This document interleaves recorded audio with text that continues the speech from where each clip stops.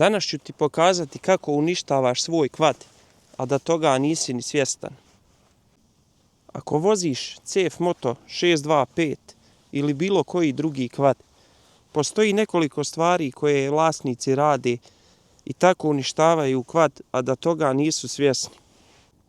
Zbog toga najčešće dolazi do kvarova i kvad vas ostavlja u šumi ili planini. Ono što sam primijetio da većina vlasnika radi, ali većinom početnici, jeste da sjedaju na kvad, pale ga i odmah kreću u vožnju. Ovaj motor radi na velikom broju obrtaja i već pri samom kretanju ide čak u 2-3 hiljade obrtaja. Ulje još nije stiglo ni da procirkuliše kroz motor, a vi ga odmah dižete u visoke obrtaje. I tako oštećujete najbitnije komponente motora, a toga možda niste ni svjesni. Kako ja to rješavam? Pri samom ulasku u garažu prvo što radim jeste palim motor. Zatim uzimam opremu i spremam se za vožnju. I tako izbjegavam skupe kvarove na ovom motoru. Pokazat ću vam koliki je broj obrtaja pri samom kretanju ovog motora.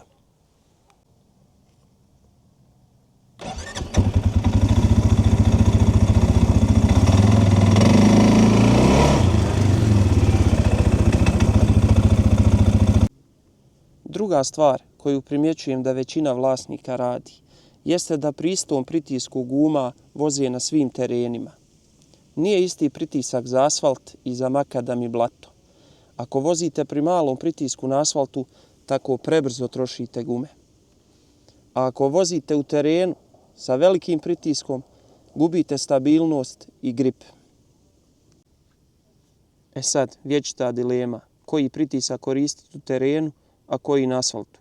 Pritisak nije isti za sve gume, ali vi koji vozite 625 sa standardnim gumama, pišite mi u komentarima na kojim pritiscima vozite u terenu, a na kojim na asfaltu. Ono što sam još primijetio je da neki vlasnici, naročito početnici, izbjegavaju da koriste L brzinu.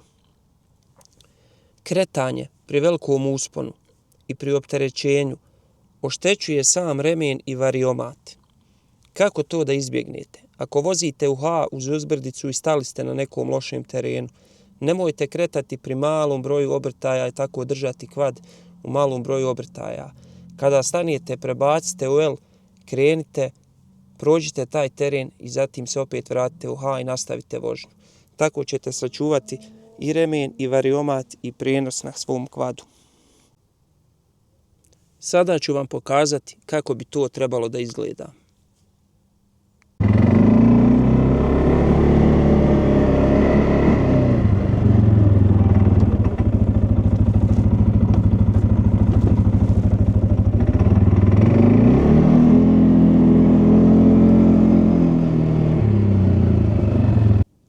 Sljedeća greška koju pravimo jeste da čekamo servis od 1000 km da nam podmažu kvad.